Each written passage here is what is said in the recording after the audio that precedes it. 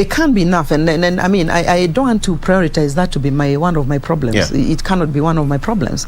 Suffices to say that on an annual budget of 100 billion would do just about well for me to be able to cover the projects which are designed, which require to plug the gap.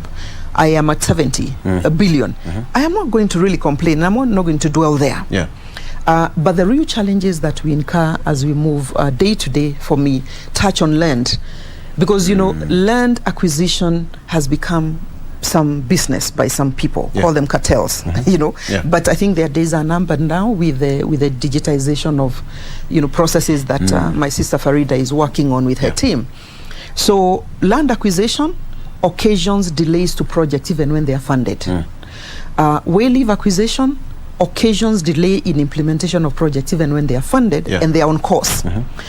Land becomes a messy issue when we have resources, and for example, taking sewerage to Utawala in Embakasi, because people have encroached and they've taken on land that belonged to public use. And you will recall what we had last year, taking over or going back to reclaim Dandora in Ruai, 4,200 acres of land. That marks the lowest point in Nairobi. And it was designated for us to be able, through gravity, to deliver wastewater and poo-poo for processing.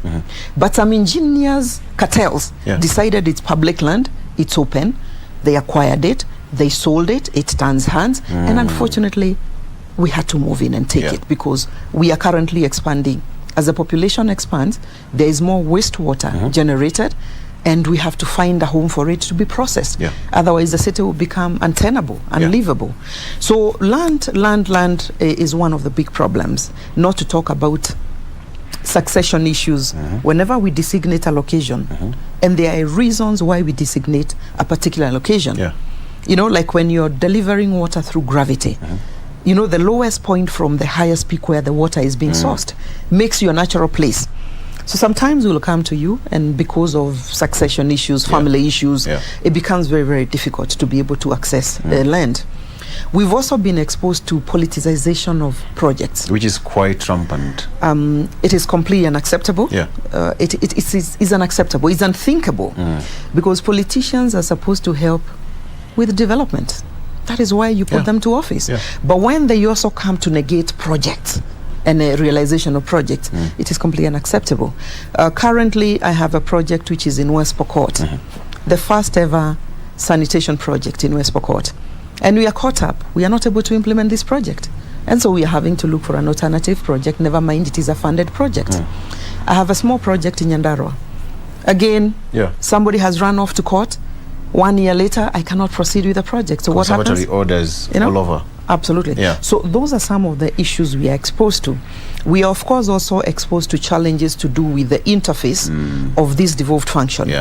If there isn't good understanding with the devolved unit, sometimes it occasions delays to project implementation, execution, or you just use too much energy, you know, trying to get things moving, which ought not to be the case.